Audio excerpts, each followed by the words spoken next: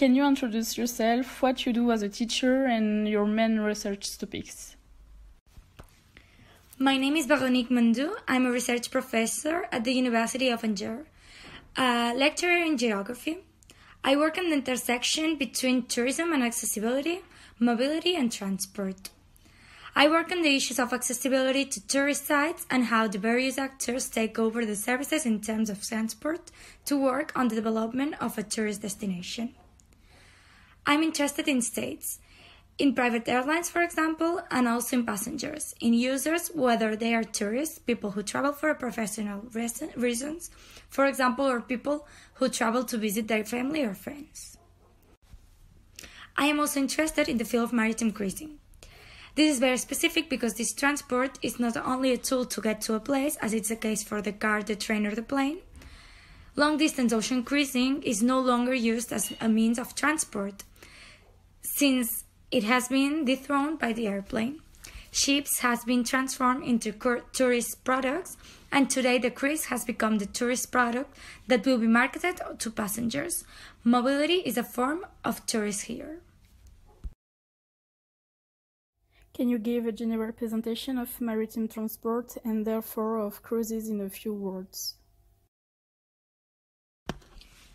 Here we are talking about maritime cruises. Transport function has been replaced by the tourist function. It developed in the 1950s and the 1960s, at the time when the jet plane was introduced. A certain number of ships were inaugurated at that time, at a time when passengers were abandoning maritime transport in favor of air travel. It was in the 1960s the North American entrepreneurs, notably Ted Harrison, had the idea of refusing these boats, mainly used for passengers transport, to make them a place of leisure. What shows that we are no longer in the transport dimension is that most often the boats leave from a port and return to the same port of embarkation. These boats have thus progressively been transformed into tourist products because they were no longer used for passengers transport. The purpose of these boats is no longer the same. Until the 1950s, the goal was to go as fast as possible within Europe and the United States and vice versa. Today, this is no longer the goal. The boats go slower because the objective is to enjoy the navigation and take advantage of all the facilities found on board of these boats. What kind of public do the cruise attract? What is the type of clientele and what is the geographical origin of this clientele? Cruising is an activity that has experienced a very strong growth until the COVID period and has always managed to overcome the various crises. There has been a very large quantitative growth in the number of cruise passengers, which has also been accompanied by a transformation of the ships. When the first companies were created in the 1960s, the product was very homogeneous. The boats were rather intended for the North Americans in the United States, leaving from the port of Florida to stay in the Caribbean area. These boats were quickly qualified as fun ships, because the goal was to have fun on board. Progressively, crises have developed in other navigation basins and reached now new clienteles. Rather in Western European clientele, the Germans and the British being the main consumers of cruises. Then Italy, Spain and France. And they have continued to develop towards other clienteles, notably in Australia, Japan, and then especially in the rest of Asia and China. Today, China represents 50% of the Asian market. Today, 1 out of 2 cruise passengers are North American. This remains the majority clientele. But in the United States, it's a market that is reaching saturation. There is a very strong customer loyalty. Americans are very keen on cruising. It is a mature market with low growth. Growth has shifted to European and then to Asia. Today we can say that the cruise business is worldwide. It can be found in South America, in the Indian Ocean, but the main clients remain in North America, Europe and Asia. Has the cruise still catered to the same audience or has it diversified? The clientele has evolved. At the beginning, we had rather long cruises of 15 days. So these were relatively expensive cruises, intended for retired and wealthy people. This is an image that may have been given to cruises. In France, there's an old-fashioned side to cruising, but this has changed since then. Today we find shorter cruises of 3 days, 1 week, which can suit people who have limited vacations time. Today there's a rejuvenation of the clientele. There is always retired people, but there's also working people, and often the products are now intended for several generations. This is one of the advantages of cruising. Everyone can find an interest between children and parents. We have several generations on board at the same boat. What are the different types of cruises? What is the range and what activities on offer? Cruises are a popular product with tourists. What do you think are the reasons for this? And what are the customers' expectations? There is a diversification of ranges. Today there is a phenomenon of gigantism that has reached the cruise industry. The boats are getting bigger and bigger. There are up to 6,000 to 7,000 passengers on board. The clientele of these very big units is looking for fun, entertainment, and funship. And if you take 1 week cruise, you don't have time to discover everything, because the bigger the boats are, the more activities there are, aquatic centers, zip lines, etc. There are other ranges, more luxurious in terms of services with boats that are often smaller. The ultra-luxury range is represented by smaller boats, between 100 to 200 passengers. These boats are often exploration boats. The goal is to explore areas that are less frequented by other larger boats. The emphasis is on stopovers and the possibility of discovery, including areas where there is no land-based accommodation, the South Pole, for example. For these areas, the only way to visit is by cruise. So there are very different products and the range that has been greatly enriched.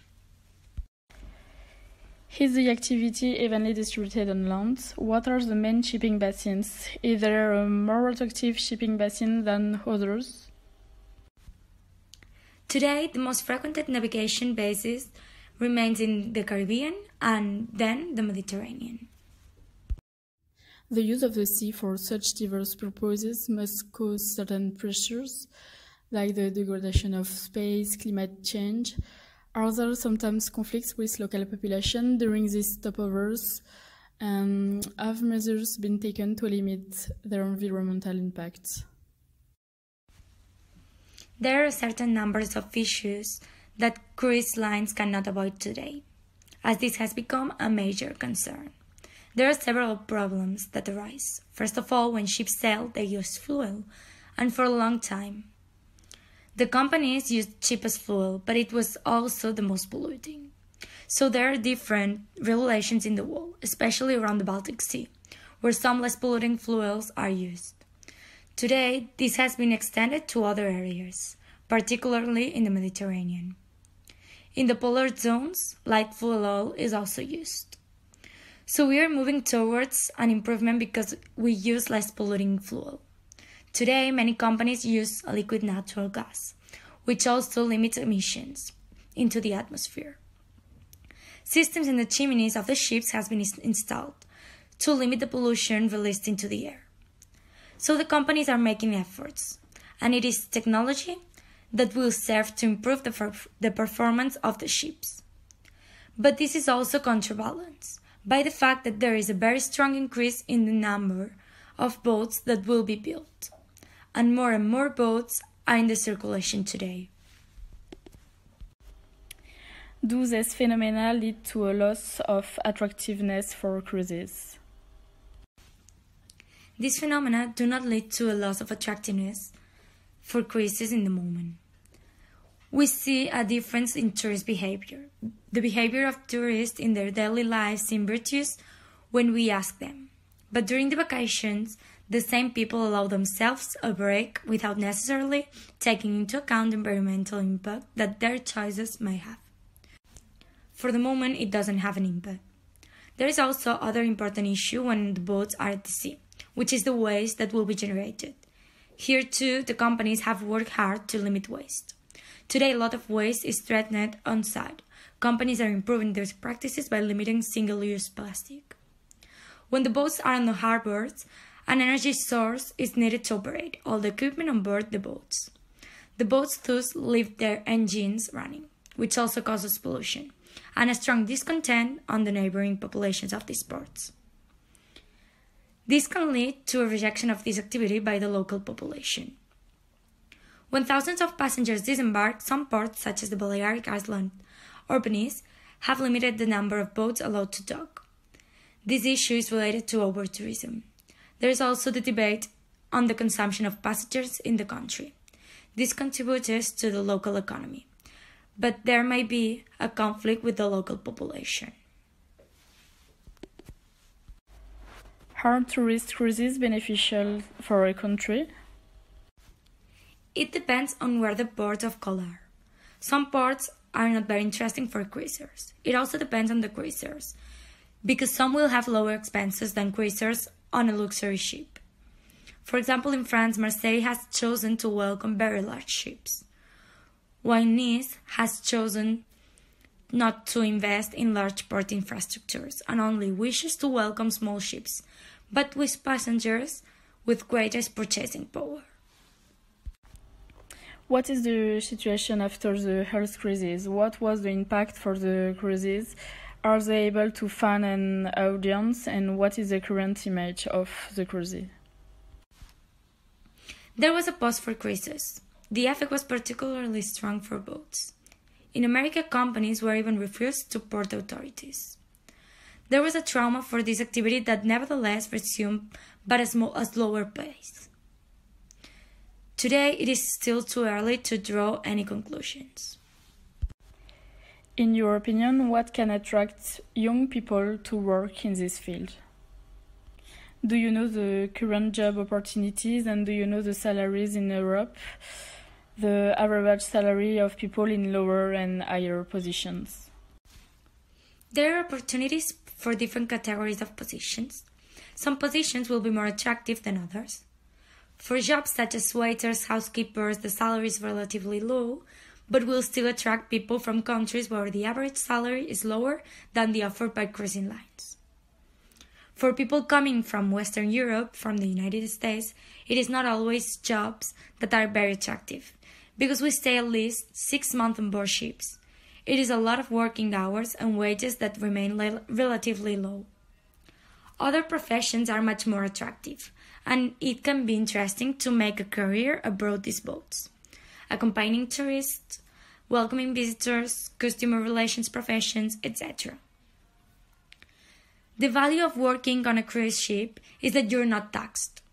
This is interesting because we have a multicultural approach thanks to our diverse clientele. You must be over 21 to work on board of companies, especially American companies, because you have to be a major. There are also all trades on the ground, everything related to marketing of cruises. To claim a job in a company, you must go directly to the company's website. The wages depend on the trades. Some are well paid and others less. There is also a flexible portion related to tips left by passengers. Americans are used to this system. It also depends on the companies we sail on. The more we go to companies that are positioned in the luxury segment, the more our salary level will increase. What are the educational opportunities for young people who want to enter in this field? Is there a minimum number of studies required? It depends on the position you're aiming for. There is no specific training. You need tourism training in general. The clientele is international, so you have to know to speak different languages. English is essential, and it is a plus to speak other languages. What do you think is the best place to work in this field? The advantage is that there is no specific region. During the winter in the Mediterranean, there is less cruising. It is the off-peak period in Europe. During this period, ships make reposition cruises. That is to say that some cruises will stay during the summer month in the Mediterranean, and during the month of October they will cross the Atlantic while having passengers on board, and will position themselves, for example, in the Caribbean. Some companies specialize in certain geographical areas, and others sail around the world. It is a demanding job, but it allows you to see the world. What would you suggest to young people who are currently looking for a job or an internship in Europe? What advice would you give them? You have to try adventure, commit for a few months. It is still a great experience. It is also a good calling card when you want to work in another tourism sector.